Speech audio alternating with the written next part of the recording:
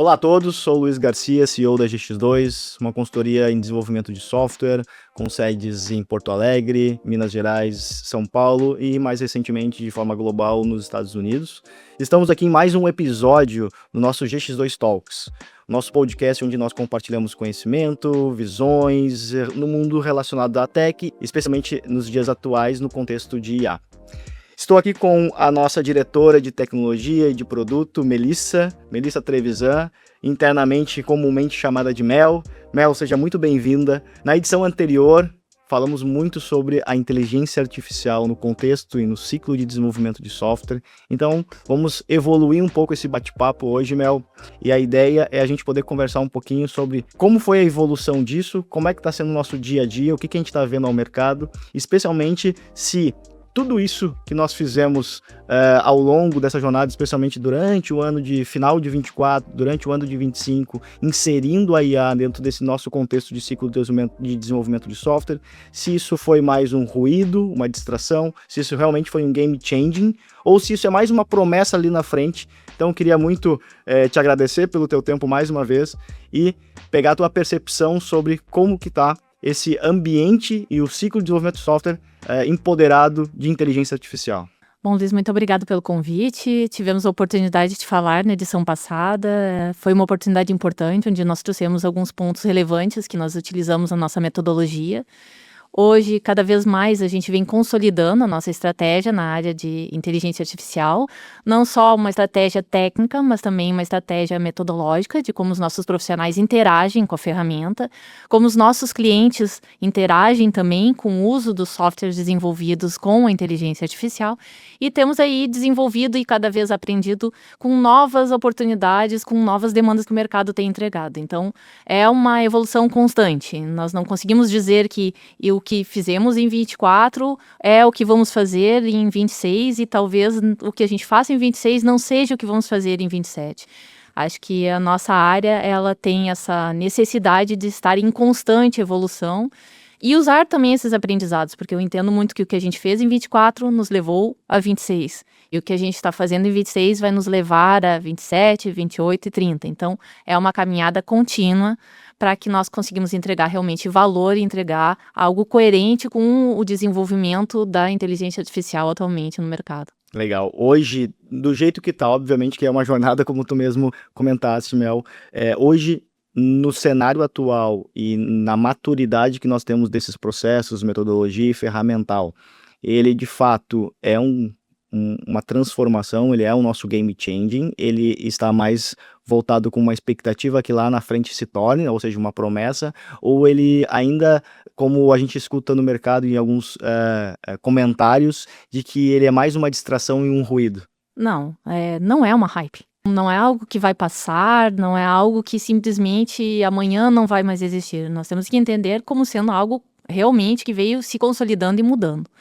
Hoje, nós, GX2, a gente já está nesse cenário. A gente entende que realmente as nossas entregas e tudo que a gente faz no ciclo de desenvolvimento de software, a gente usa inteligência artificial em todos os cenários.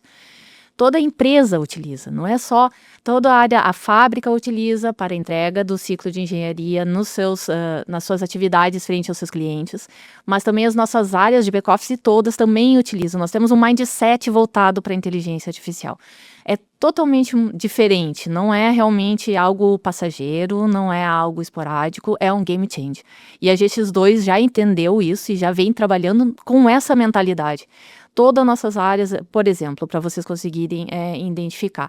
Nós não temos mais nenhum time, nenhuma squad que não utilize em vários pontos a inteligência artificial, seja em Code Assistant, seja em agênticas. Nós não trabalhamos mais no formato que trabalhávamos há alguns anos atrás. Hoje nós somos IA Firsts, com certeza. Legal, e fazendo aqui um link, né, a gente vem batendo muito numa tecla quando começou talvez a se dialogar mais sobre a IA inserida no ciclo de desenvolvimento de software, e a gente trouxe um título que talvez remetesse um pouco a esse cenário, e dentro de outros GX2 Talks e outras oportunidades que a gente teve de poder ir a público e falar um pouco sobre como que nós estávamos estruturando e como que nós estávamos pensando o futuro do cenário de desenvolvimento de software, a gente trouxe um tópico que é, se naquela a oportunidade se o ano é 2025, porque ainda desenvolvemos softwares como em 2020, né? Essa provocação do que tu acabaste de dizer, né? Que a gente teve que transformar um cenário, uma metodologia e, obviamente, processos, e não só utilizando ferramentas de Code Assist, como tu mesmo disse, mas embasando todo o ciclo, né? Desde aquela parte de concepção, até a parte de arquitetura, até a parte de execução, né? De codificação, a parte de teste, a parte de deploy, né? E depois a parte de sustentação da solução.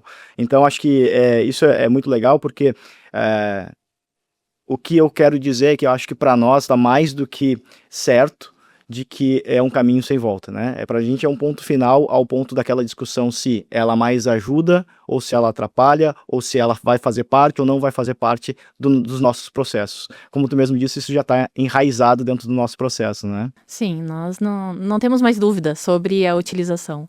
Tivemos os nossos momentos de aprendizagem, de erros, de acertos, e hoje nós estamos com um cenário estável, muito consolidado no uso da inteligência artificial no ciclo de engenharia. Ele inicia no nosso primeiro, uma grande plataforma que está sendo muito utilizada no mercado. Agora a gente tem visto os clientes reportando muito e nós acreditamos muito nesse cenário, que é começar pela concepção. Se você não tem uma concepção estabilizada, forte, com uso de inteligência artificial, os demais passos do ciclo, eles ficam frágeis. Então, nós atuamos muito no desenvolvimento do produto, do IA Inception, porque nós acreditamos muito que essa é a grande base estrutural para as demais etapas do ciclo. Para que vocês possam, assim, conhecer um pouco mais e entender como é que é essa plataforma, é uma plataforma desenvolvida para os Product Owners, né, para os nossos POs, na qual ela tem, vamos dizer, o objetivo e a intenção de auxiliá-los no desenvolvimento da concepção do produto. Então, o que ocorre hoje? Ela permite uma padronização das informações necessárias para a construção de um produto robusto e que contenha todas as informações necessárias, por exemplo, para alguém planejar as suas entregas. Então, o que adianta nós trabalharmos com, vamos dizer, com a segunda etapa do nosso ciclo, que é um bom planejador, se eu não tenho um bom plano? Então, primeiro nós trabalhamos com o plano, né, que é o nosso IA Inception. O IA Inception, ele permite que as empresas consigam colocar um contexto da sua história, da sua visão institucional, de tudo que a ela pertence. Depois ele consegue trabalhar num contexto de projeto, ou seja, nós temos o contexto da empresa, eu já sei que eu estou numa empresa de saúde. Então, ela já conhece uma empresa de saúde, ela já conhece quais são as necessidades de uma empresa de saúde, o que representa, o tamanho, a estrutura, ela tem toda essa base de conhecimentos prontas, como nós temos quando entramos para uma empresa, nós sabemos onde estamos indo trabalhar. Depois, ele passa para a questão, que projeto que eu estou desenvolvendo? Eu, como PO, vou desenvolver qual projeto? Então, tem o contexto todo do projeto inserido. Quando eu falo de contexto, eu falo de todo tipo de informação que eu possa estar disponibilizando, como vídeos, áudios, imagens, PDFs, transcrições de reuniões. Imagina a quantidade de informações que eu estou transmitindo para que eu possa interagir com ela, para que eu possa fazer o meu plano. Depois disso, então, eu começo daí a ter interações contínuas, na qual ela me reporta possíveis gaps, melhorias, me traz também insights que eu, como PO, não havia pensado nesse ponto, quem sabe vamos evoluir um pouco mais, vamos desenvolver esse assunto para que nós possamos pensar se vale ou não vale ser inserido no produto. Mas o mais importante que nós temos que dizer é que nós não estamos delegando a concepção à inteligência artificial. Nós temos um conceito dentro da GX2 que não há uma transferência de responsabilidade do humano para a inteligência artificial. O humano segue sendo responsável. O produto, nunca vai ser dito que o produto foi o agente A ou o agente B que desenvolveu. O produto é do PO, é de quem está interagindo. Em cada etapa do ciclo, obviamente, nós temos os testers, que vão ser responsáveis, os devs, enfim, os demais participantes e perfis que são inseridos. Mas eles continuam sendo os responsáveis por estas atividades e pelas decisões da condução das entregas que a IA executa em paralelo, em conjunto, trocando, interagindo nesse cenário. Legal, e é bacana porque a gente está falando de uma etapa do ciclo de desenvolvimento de software, da concepção, que a gente pode fazer uma analogia com melhores práticas da parte de programação, né? A gente sabe e muitas vezes não executa por questões de limitações, de recursos ou de tempo, ações de pair programming, code review, dentro da etapa de execução, né? Mas a gente não tinha essas melhores práticas até então, né, possíveis e aplicáveis dentro de um cenário de fase inicial, de concepção. E a plataforma permite esse tipo de cenário, onde você tem code review para ver se não ficou nenhum gap para trás, se não ficou algo indefinido ou que tem um ponto cego que o PO acaba não vendo para poder desenvolver.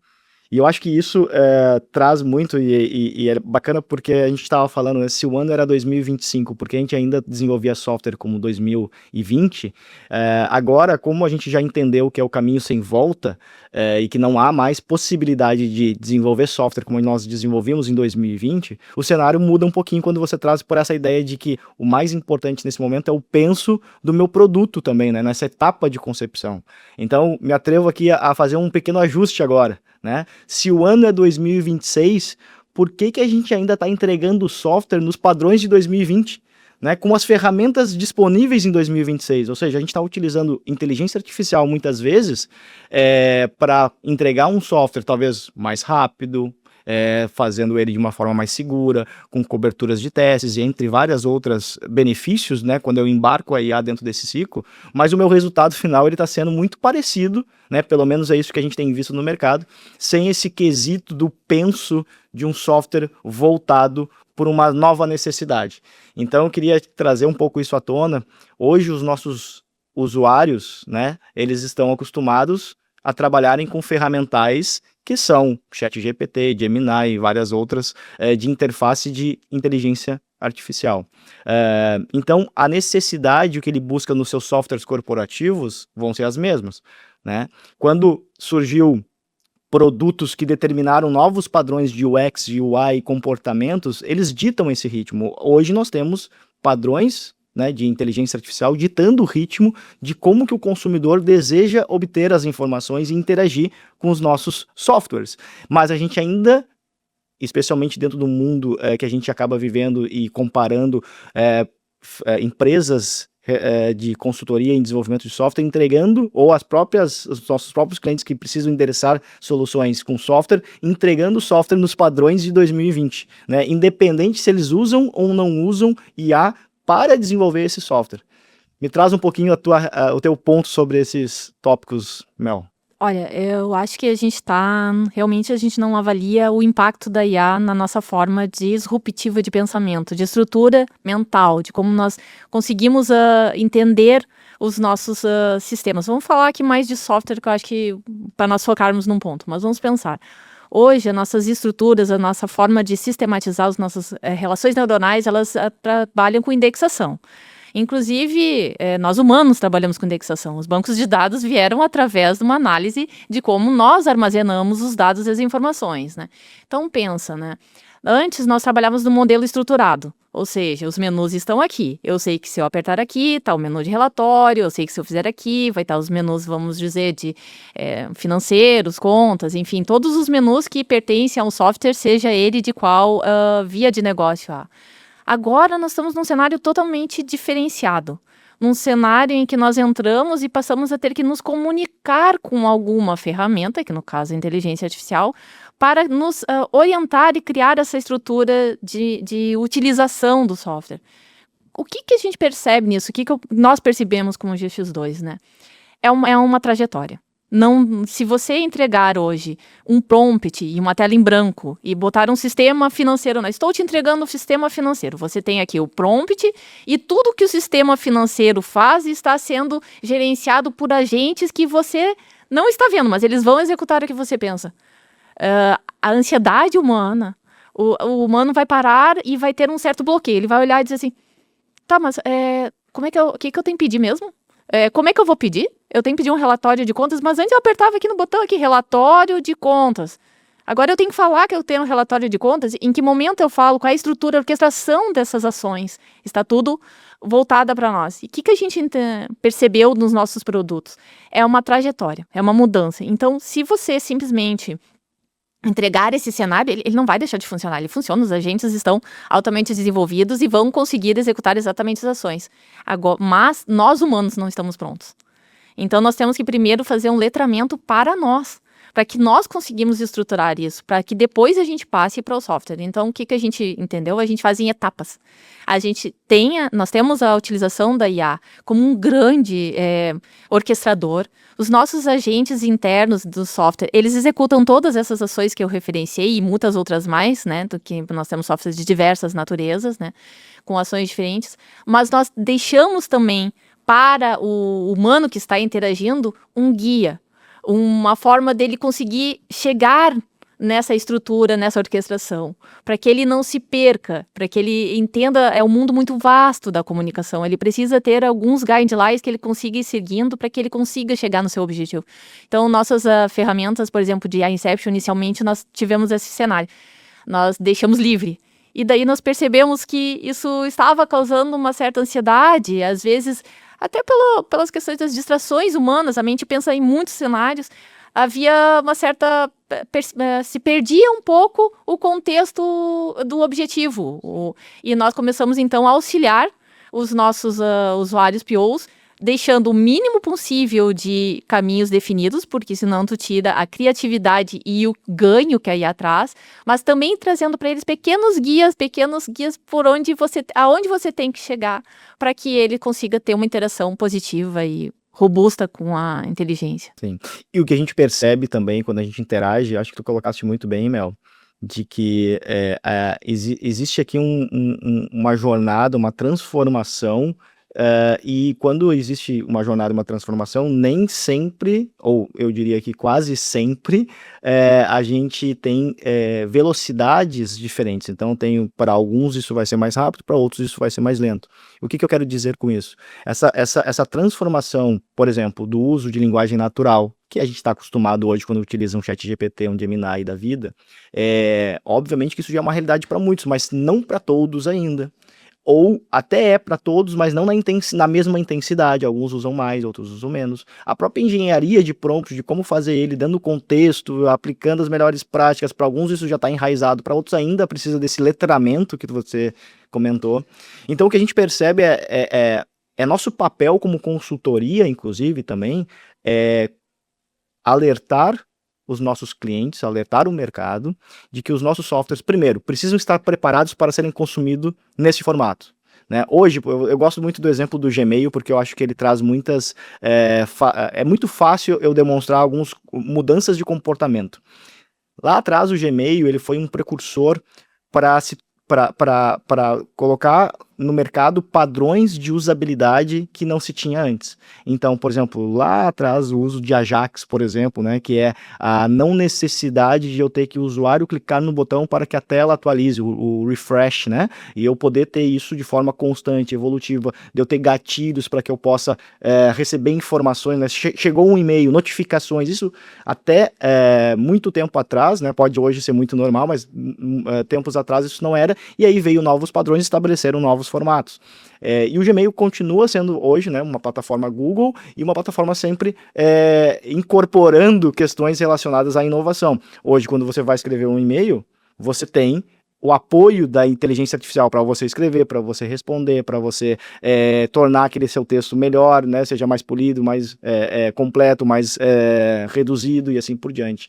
Né? O próprio Gmail trouxe, né, a usabilidade de threads, né, ou seja, de conversação dentro de um contexto de e-mail que antes cada mensagem era uma mensagem de forma isolada.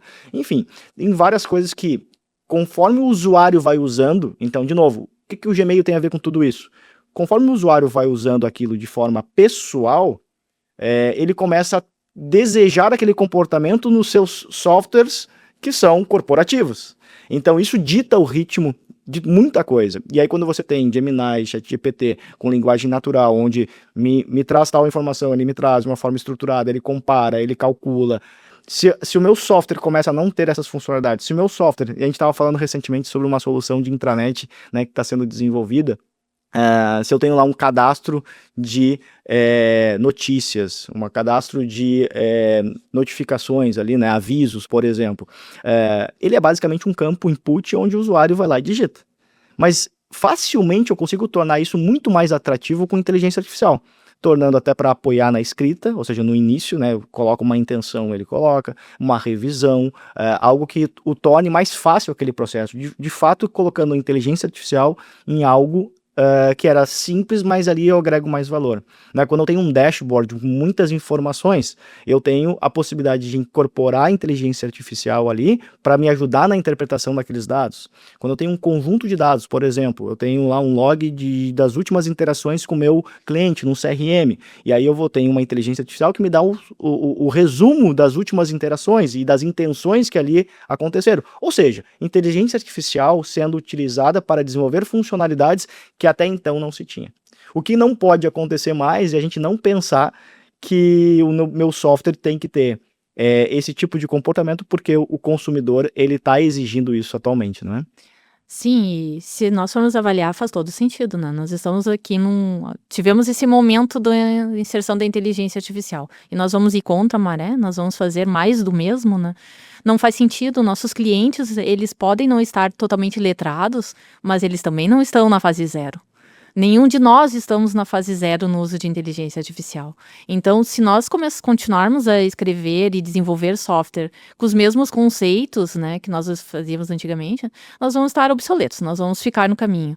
Então, agora o pensamento, a estrutura de quem trabalha com desenvolvimento de produtos, com quem trabalha de software, é justamente ter esse grande ganho, que é identificar como você vai poder utilizar no melhor formato, na melhor textura de usabilidade, num formato em que você consiga conduzir o usuário para o uso maior dentro da inteligência artificial, os ganhos que ela tem a identificar. Isso realmente é interessante, porque ele vai além do software, ele vai além de uma compreensão do uso da aplicação dessa ferramenta dentro dos nossos desenvolvimentos. Até o Luiz esses dias chegou, ele faz muitas provocações, né? E ele trouxe uma provocação que eu achei muito interessante, né? E se nós tivéssemos um agente, né? Nós desenvolvemos nós temos um time inteiro que só trabalha dentro da GX2 para testar inovações, olhar o cenário do mercado e verificar como ele pode ser introduzido nos nossos softwares para os nossos clientes e internamente também, para nós ganharmos velocidade. E o Luiz contribui bastante trazendo essas visões, esses desafios para esse time.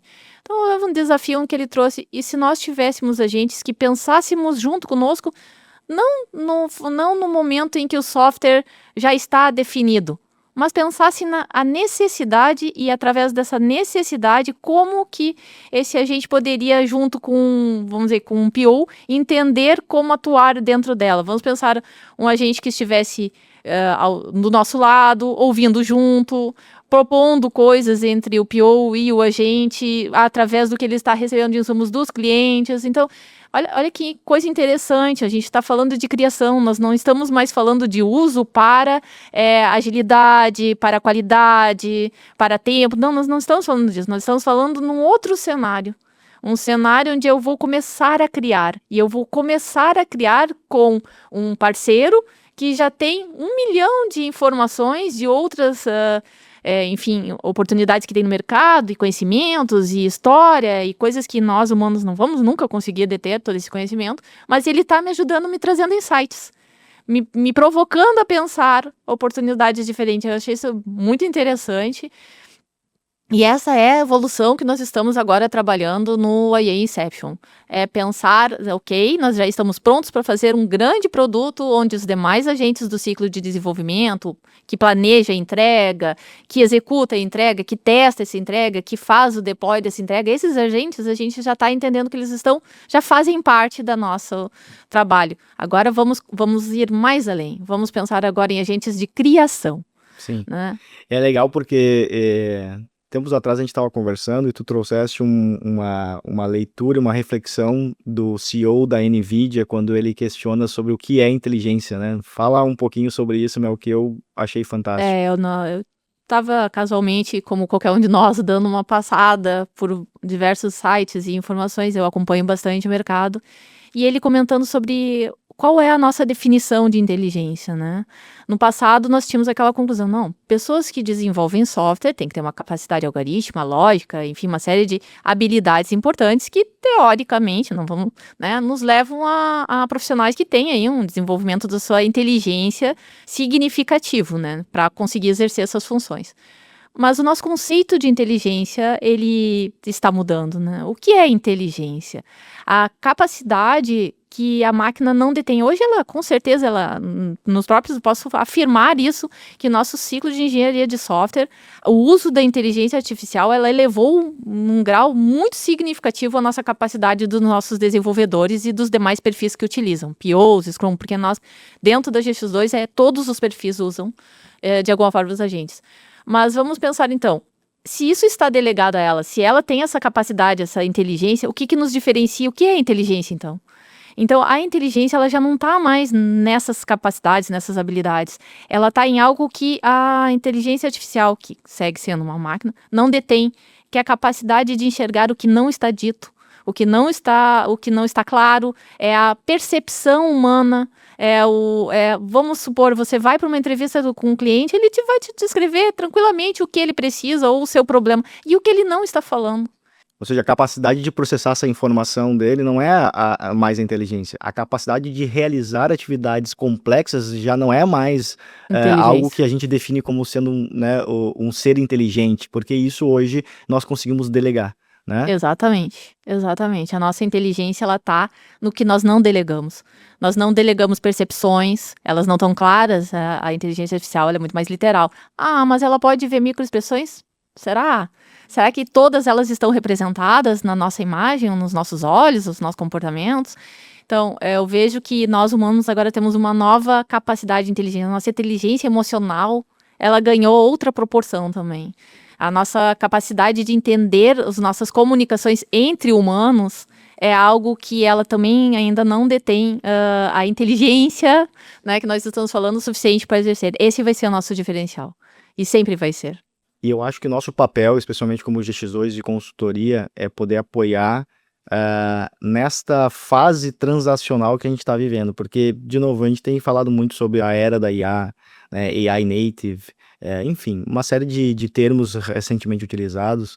E eu lembro que no episódio anterior nós conversamos muito sobre a base, o fundamento e a evolução da internet, né? A gente falou um pouquinho sobre como que a internet surgiu e qual o momento de internet, né, de web nós estamos nesse momento vivendo. Então a gente passou por transições, né? Tem a Web 1.0, o lançamento, onde basicamente nós tínhamos a disponibilização de uma informação para serem consumidas em massa, que antes era centralizada num jornal, para poucos, a gente, através da internet, o Web 1.0 me permitiu ter essa disseminação. Então, o principal papel dela era possibilitar leituras em massa. Né? Aí tem a Web 2.0, que eu acredito que é um dos nossos grandes avanços, que é quando eu não só mais, como usuário, consumo informação, mas eu também produzo informação. E para mim um exemplo clássico da Web 2.0 é a Wikipedia, né? Onde você tem ali o consumo de conteúdo, mas eu também sou provedor desse conteúdo e eu tenho essa troca. E eu acho que aí é onde a gente também teve grandes saltos e ganhos, né? E compartilhamento de informação. Porque aquela informação que era produzida por poucos passa a ser produzida por muitos, né?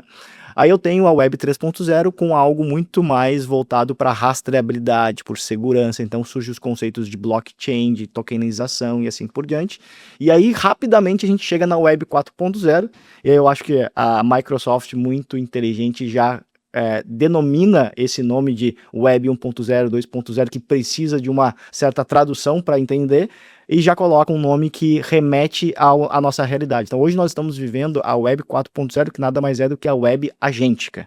E pela primeira vez nós temos 3 elementos que interagem. Se antes eu tinha a máquina e o usuário, tanto na 1.0, na 2 e na 3, agora eu tenho a máquina, o usuário e um terceiro elemento que são os agentes, que agem de forma autônoma, que agem de forma independente, e aí isso tudo transforma. Por isso que vários produtos e vários processos estão sendo transformados, porque eu tenho aqui mais um ente, mais um elemento para interagir nesse ecossistema como um todo, e aí eu posso delegar, eu posso ter interações, eu posso ter leitura de contexto, eu posso ter uma série de ações impactando, inclusive, como todos esses softwares são construídos e funcionalidades e assim por diante. Então, eu acho muito legal a gente poder vivenciar isso, a gente está experienciando algo, né, que é novo. E aí, como tu mesmo havia dito, é transacional e a gente tem que se adaptar, né?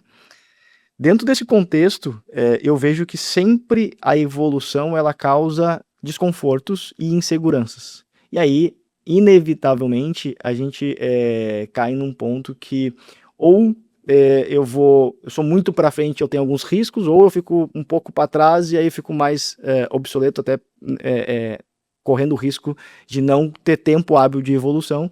E eu acho que isso muito gira em torno de um tópico chamado segurança e governança.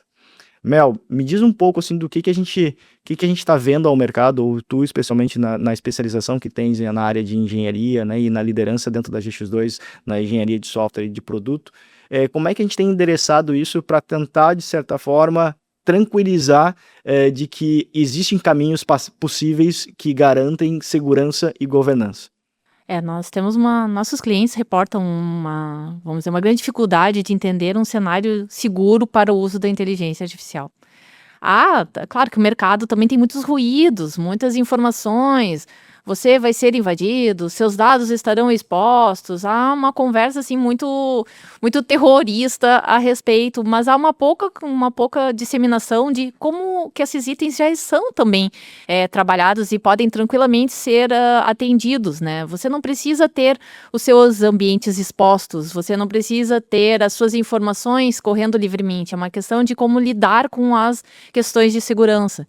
Então, na GX2 nós criamos diversas frentes de políticas de governança de segurança, as quais garantem aos nossos clientes, né, através tanto da arquitetura quanto do desenvolvimento do software, né, em alguns clientes nós avaliamos, vamos usar LLMs locais, vamos usar LLMs que compartilham de forma pública, depende do cenário do cliente, depende dos seus objetivos, não, mas eu não desejo interagir com meus dados numa LLM, vamos dizer, pública, mas ao mesmo tempo eu quero usufruir dos ganhos que ela traz, ok? Então, quem sabe 2 cenários. Quem sabe você tem uma LLM que olhe para fora, que traga todos esses cenários, e quem sabe você tem uma segunda LLM local, na qual os seus dados, as suas expertises, as suas informações estejam reservadas. E internamente, elas dentro de um ambiente seguro, elas possam, vamos dizer, receber as informações públicas, mas não trazer para fora, né? Nós temos muito esse cenário consolidado e temos, só que para isso exige, sim, uma maturidade de governança, um entendimento de arquitetura. Então, nós temos sido muito procurados pelos nossos clientes para auxiliá-los neste cenário, não só no cenário de desenvolvimento do uso, né? Vou usar vou deixar livre para que todos os meus usuários escolham os modelos. Modelos têm custos diferentes, têm entregas diferentes. Qual o melhor modelo para aquele agente? Esse modelo, se eu utilizar o modelo mais evoluído, eu vou ter um custo maior. Ele precisa desse modelo evoluído para essa ação? Então, nós temos assim, auxiliado os nossos clientes também nesse controle de o melhor uso do melhor cenário no formato da inteligência artificial. Isso faz aí tivemos no início, eu me lembro que eu participei de uma palestra onde uma determinada empresa estava reportando que deixou livre, né, o uso da inteligência artificial e que chegou no final, assim, vamos dizer, da sua abrangência de 1 mês, 2 meses, e os custos estavam elevados, né. Isso foi no início, quando nós ainda não tínhamos um entendimento claro. Na GX2 nós temos um controle e um entendimento muito claro destes pontos. Então, a gente dá ao nosso cliente uma possibilidade e uma inteligência até do uso nas questões financeiras e nas questões políticas de segurança, informando e instruindo para qual cenário se torna mais adequado um determinado modelo, uma determinada situação, e trazendo então aí custo-benefício do seu uso para que não inviabilize, né, a utilização dessa ferramenta. E é interessante porque quando a gente fala de segurança e governança, eu acho que as políticas elas são importantes para que eu possa ter, de fato, mitigações de riscos, né? E aí a gente veio conversando com alguns clientes sobre isso, quando a gente disse, muitos deles, num primeiro momento, acabam restringindo. E aí quando você acaba restringindo e você vê os usuários querendo utilizar isso, ele causa alguns impactos, né? Ou esse usuário vai acabar se desmotivando e procurando um local onde ele possa ter recursos que o tornem mais produtivo, porque isso ele entende que vai o reconhecer como profissional e até mesmo para a evolução profissional, e ele não ficar obsoleto, porque às vezes é uma opção dele estar ali na empresa, e se a empresa ir para um viés mais de se tornar obsoleta, ele não quer estar nesse barco, né? Ou então, uma coisa que eu acho muito arriscado, que é ele começa a utilizar soluções alternativas para poder fazer. E o que a gente conversou com alguns clientes é algo muito interessante, porque no primeiro momento foi restritivo, aí esse usuário ele começou a usar de forma pessoal, utilizando inclusive compartilhando dados sensíveis da empresa naquele ambiente pessoal dele. Ele foi elogiado pela sua liderança, porque a liderança talvez não tinha conhecimento que ele usava, mas as entregas dele começou a ficar melhor, então cada vez mais ele utilizava, então virava mas o risco cada vez maior. Né? Por quê? Porque eu tinha esse cenário. Então esse era algo que a gente viu, e obviamente isso aumenta muito o risco de informações serem vazadas. Um segundo ponto a gente também, muitas vezes num letramento, numa interação com clientes, a gente percebeu que um cliente mais restritivo, né, ou vamos dizer assim, mais conservador, para colocar dentro desse cenário, ele não... Até eu ter aqui as políticas 100% mapeadas de utilização, eu não vou utilizar. Mas um ou outro sistema que a gente acabou tendo contato, a gente percebia funcionalidades que o expunha de uma forma muito maior, né? Então ele tinha lá um dado financeiro sendo passível de ser exportado por um Excel, e aí você está num arquivo Excel que facilmente pode ser compartilhado, armazenado, e aí você tem aquele dado ali. Então veja que às vezes a gente fala que é muito mais uma sensação de segurança do que de fato um ambiente seguro. Né? Porque não adianta nada eu ter políticas se eu tenho essas softwares que acabam expondo ou a permissão de utilização de soluções não homologadas. Né? Então acho que esse é um ponto importante. Né? No nosso processo, entre um dos produtos que nós fomos desenvolvendo, nós desenvolvemos alguns agentes que são especializados em vulnerabilidades, em design patterns. E como surge, né? Sempre surge através de uma necessidade. Então, como surgiu esses agentes, né? A necessidade de nós nos destinarmos a esse agente. É justamente nesse cenário que tu acabaste de expor, né, Luiz? Mas, ok, nós estamos falando que a IA traz uma certa insegurança, mas nós estamos tão seguros assim? Realmente nós acreditamos que o nosso cenário atual, dos nossos software atual, da nossa arquitetura atual, ela não está nem um pouco sujeita a nenhum tipo de interferência. E olha como é estranho, né? E como é algo assim, vamos dizer, que causa uma certa dubialidade. O cenário era de insegurança, mas para mapear o cenário, nós estamos usando agentes de inteligência artificial. Então, assim, nós conseguimos mostrar para os nossos clientes que não é a questão de segurança, ela permeia em qualquer cenário. Ela não é, vamos dizer, algum ponto específico da inteligência artificial. Ela é um ponto disseminado em qualquer software, em qualquer situação digital que tu esteja envolvido. O importante é trabalhar nos meios de proteger, de ter cada vez mais segurança, mas não de deixar de usar. Então, nós tivemos aí uma grande oportunidade ao longo desse tempo de trabalho de ir cada vez mais desenvolvendo essas questões voltadas à segurança, a ambientes seguros, a políticas, a governança. E segurança, ela não é um item só técnico, nós temos ali as nossas questões software, técnicas, né, códigos, mas não tem só essa relação, ela tem uma relação com metodologia, com governança, com política, e tudo isso nós conseguimos ao longo desse cenário, e nós mesmos fomos desenvolvendo para uso das nossas aplicações, e estar ofertando aos nossos clientes também esse apoio de como ter um ambiente seguro, um ambiente que evolua, um ambiente, vamos dizer, inovador, com o uso da inteligência artificial, mas ao mesmo tempo não esquecendo que ele necessita também esse apoio de ter segurança envolvida, de ter esse cenário controlado de governança. Sim. Mel, a gente tem falado bastante e abordamos aqui já nesse episódio sobre a ideação nos nossos softwares serem diferentes, porque a gente precisa fazer um penso diferente. A entrega do software não pode ser aquela mesma entrega de 2020. Eu não posso entregar a mesma coisa, só mais rápido, com mais segurança, com mais padrões, sem pensar funcionalidade, sem pensar o negócio do nosso cliente. E acho que esse é uma grande oportunidade, eu diria, para todos, seja os nossos clientes, POs, áreas de negócio, de pensar soluções diferentes, agora embarcada ou com uma analogia onde a IA pode me apoiar. Obviamente que a IA também não é uma bala de prata, ela não vai resolver tudo, mas hoje é uma ferramenta, ela é um elemento que está exposto, como eu comentei antes ali na Web 4.0, que não existia antes, que certamente sem ela eu teria, em alguns cenários, mais dificuldades para resolver aquela mesma necessidade. Então eu acho que esse penso e essa provocação que a gente faz, ela acaba sendo muito importante para que a gente possa trazer um valor real para os softwares que a gente tem criado, e não só fazer as coisas mais rápidas. A IA trouxe isso muito à tona, né? A gente discute isso muito com o cliente, inclusive. Pô, então quer dizer agora que vocês vão poder fazer mais rápido? Quer dizer que a gente vai precisar de menos recursos para poder fazer? Sim, isso é um elemento, mas eu sempre bato na tecla que esse talvez seja não o mais importante. O mais importante não é fazer mais rápido, fazer com menos recursos, ou fazer... É tudo aquilo que a gente consegue fazer que antes não era possível fazer. Por exemplo, fazer um software, entregar um software com cobertura 100% de teste unitário era algo que exigia muito esforço, agora exige pouco. Fazer hoje, entregar um software com um diagnóstico de segurança, né, que me permite mitigar ataques, antes era mais custoso, agora era mais difícil, agora é muito mais fácil fazer isso.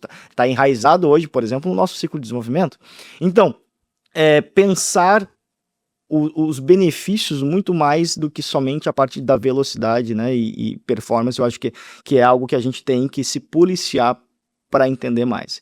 E aí eu vou puxar aqui um gancho num assunto que sempre acaba caindo no nosso colo aqui, porque quando fala em produtividade, fala sobre disseminação, e eu acho isso ótimo, né, de conhecimento, a gente entra num ponto que é das ferramentas de vibe coding, como Lovable, Base44, Bolt e muitas outras que estão aí ao mercado surgindo, inclusive com aportes significativos, né, disso. Eu queria muito que tu compartilhasse com o nosso público qual que é a tua visão disso, depois eu quero compartilhar a minha, mas eu entendo que é hoje um player que está aqui e que muitas vezes a gente pode usufruir para os devidos, para as devidas situações, vamos dizer assim. Eu vejo nós todos da área de desenvolvimento, às vezes criamos bloqueios. Não, isso aqui não funciona, isso aqui eu faço melhor se eu faço à mão, isso daqui a IA entrega, não entrega legal, eu vou fazer na mão. A gente cria bloqueios. Bloqueios com o novo, bloqueios com a visão mais disruptiva, diversas situações que nos impedem, às vezes, de observar o ganho que algumas oportunidades têm e que estão aí disponíveis, que basta você estar aberto a utilizá-las. Eu acredito muito no uso do Vibe Code num cenário a qual ele está destinado a atender. Então, qual é esse cenário, né? Você quer criar algo pequeno, você quer criar um entendimento, uma prototipação, uma ideia de como pode ser, ou algo que realmente é desse tamanho, é para algo menor, é algo que não está linkado ao core dos nossos softwares das empresas. Eu acho ele perfeito, ideal. E, inclusive, acho que nós temos que incentivar os nossos profissionais a se utilizar desses benefícios. Eu vou deixar de usar porque não é o code tradicional. Bom, então não vou usar IA também. Então, não é esse o perfil que nós temos que ter. Nós temos que estar aberto a usar o melhor de cada uma das ferramentas disponíveis. O Vibe Code tem seu espaço. É um espaço construtivo, é um espaço que entrega valor, mas não é o espaço de um desenvolvimento agêntico para um core. Não é o espaço de uma plataforma que necessite aí integrações mais profundas, que necessite ter os conceitos e metodologias de desenvolvimento estabelecidos, como vamos pensar nos processos de release, vamos pensar nos processos de comunicação com outras arquiteturas. Daí a gente já está falando num cenário um pouco mais que tem que ser observado, né, o quanto elas estão adequadas, e eu realmente não consegui enxergar ainda toda essa capacidade ainda desenvolvida neste cenário. Ao mesmo tempo, elas nos garantem, por exemplo, uma comunicação. Vamos pensar, vou lá no nosso cliente, eu gostei disso, aquilo. ok, naquele momento eu já consigo fazer com que o nosso cliente consiga visualizar o que a grande entrega irá, e isso daí tem ajudado, assim, significativamente, né, as nossos desenvolvimentos. Eu acho que deve ser usada com certeza, com parcimônia. Sim, a gente tem discutido muito internamente, porque obviamente quando a gente vai para um cenário, a gente é questionado, bom, o que que vocês utilizam, né? Porque alguns se aventuram e buscam ferramentas como essas que eu citei, outras questionam, bom, isso aqui eu acho que não é seguro, e o que a gente fala muito é, por exemplo, essas plataformas todas que até então a gente tem conhecimento, nenhuma delas tem os ambientes separados que me permitem ter uma segurança de um ciclo de desenvolvimento de software não tradicional, mas seguro, né? Por exemplo, eu não tenho um ambiente de desenvolvimento, de teste, de homologação e de produção.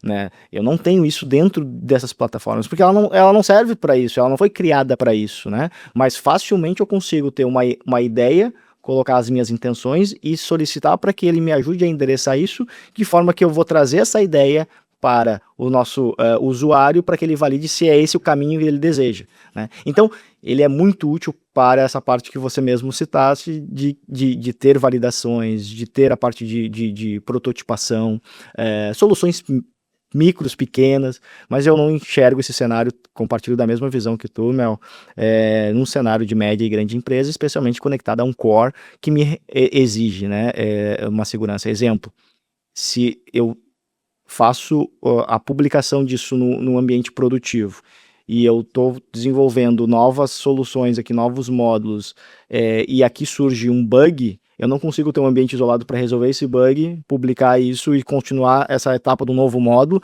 porque a ferramenta, se eu publico tudo que eu estou desenvolvendo, né? Basicamente é isso. Então, realmente, é algo que a gente usa para cenários de prototipação, de ideação, de compartilhamento de ideias, mas isso de longe não é algo que a gente está inserido dentro de aquele na engenharia de software da GX2, e não é o que a gente recomenda ao mercado também, né, se colocar como uma solução nativa e isolada de desenvolvimento. Muito bem, muito bem. A gente está chegando mais para uma etapa final, Mel, e a gente sempre gosta de falar um pouco sobre o futuro, o que está surgindo, para onde a gente está indo. Recentemente eu vi 2 notícias e eu queria compartilhar aqui, porque a gente consegue também compartilhar com os demais para onde que o mundo tech, de maneira geral, está olhando, porque isso nos dá os horizontes para se preparar, e quanto mais preparado nós estivermos para esses cenários novos, mais rapidamente a gente vai usufruir, né, dos benefícios disso. Então eu trago duas novidades, eu vou dizer assim. Uma delas é a gente que transformam, vamos dizer assim, de novo, a gente tem falado sobre o impacto que novas ferramentas exercem sobre como os usuários consomem software, né? E eu vou trazer aqui 2 novidades para a gente compartilhar com o nosso público, que a primeira é um recente lançamento de um óculos da marca Asus, que vai permitir a gente ter de uma forma muito mais interativa, como a gente viu outros avanços, óculos da Meta, da Apple, o Apple Visual Pro, que já foi uma grande evolução, mas esse da Asus com um foco muito grande na parte de produtividade e eu poder ter extensões de tela. Então aquele negócio de eu ter como área de desenvolvimento, engenharia, a gente gosta bastante de ter vários monitores, mas ele requer um espaço físico, ele requer, se eu ir para o meu presencial, se eu tiver no remoto, eu tenho que ter 2 ambientes, basicamente, não é viável levar aquela infraestrutura, mas o óculos me permite virtualmente ter muitos monitores para que eu possa ter uma produtividade maior. Então, acho que isso é uma tendência que está vindo pela frente. Então, e o outro que eu também quero um pouco da tua opinião, que é recentemente Google lança um protocolo, né, padrão de comunicação para a realização de e-commerce dentro do mundo de IA. Chama-se UCP, né, Google UCP, que é o Google Universal Commerce Protocol, que permite, então, não só mais os usuários interagirem no ChatGPT, no Gemini ou qualquer outra IA generativa, pesquisando, comparando serviços e produtos, mas ali naquele mesmo ambiente, fazer as compras, né, fazer as interações, e eu queria muito a tua opinião, como é que tu tem visto isso dentro do mundo corporativo? O que tu entende que isso impacta o que está vindo pela frente? nós já tivemos aí uma evolução, né? Nós começamos com e-commerce, fomos para os marketplaces, depois nós fomos evoluindo em protocolos, integrações, formatos de comunicações com adquirentes e todo esse cenário. Já tivemos no WhatsApp também essas primeiras evoluções, né? Onde nós podemos interagir no mercado financeiro, utilizando pagamentos e tudo mais. Mas eu acho que esse protocolo ele precisa ser muito atento das empresas atualmente que trabalham na área de varejo e que trabalham com venda de mercadorias. Porque o nosso mindset mudou. Eu não quero sair da minha comunicação com a LM, onde eu estou dizendo para ela que eu quero adquirir algum item, eu vou comprar uma bicicleta, e eu tenho que sair deste ambiente para interagir num outro ambiente onde eu vou ter que ver, eu vou agora abrir outro site onde eu vou executar uma ação de compra. Isso é algo que não faz sentido mais para a forma como que nós nos comunicamos. Eu quero me comunicar num ambiente só. Então, assim, sugiro que realmente tenha assim, uma atenção especial a este tipo de protocolo e que as empresas se preparem, porque com certeza esta será, vamos dizer, o caminho que nós consumidores estamos nos destinando. E quando nós tivermos isso disponível, vai mudar, como justamente tu já alertou em outros fatos, né? O entendimento do uso do iPhone, que tu já nos trouxe, do Google, é o mesmo cenário. Nós vamos querer utilizar neste formato. Nós não vamos querer sair de onde a gente está para ficar entrando no site A, B, C para adquirir qualquer bem. Então, acho que as empresas têm que começar a se preparar e quem estiver na frente realmente vai ter aí, né, vão ser os percussores e como nós já aprendemos ao longo dos anos, quem não se arrisca e não toma a frente, às vezes não consegue depois acompanhar a caminhada dos demais concorrentes, né? Sim, a gente gosta muito de compartilhar o que está vindo pela frente, aquelas nossas crenças, né, Mel? Esse é um protocolo que ainda não está disponível, especialmente no cenário Brasil, mas logo, logo estará. Tive a leitura da Country Manager do Brasil e que para o primeiro semestre ainda estar aqui já publicado. Bom, chegamos ao final. Eu queria fazer um recap muito rápido sobre o que a gente falou. A gente falou muito sobre um ponto final numa crença que a gente não mais questiona sobre se é ruído ou se não é ruído, a inteligência artificial embarcada dentro do processo, do ciclo de engenharia e desenvolvimento de software. Para nós isso já é uma realidade e a gente tem apoiado muitas empresas a chegarem nessa realidade, né, Mel?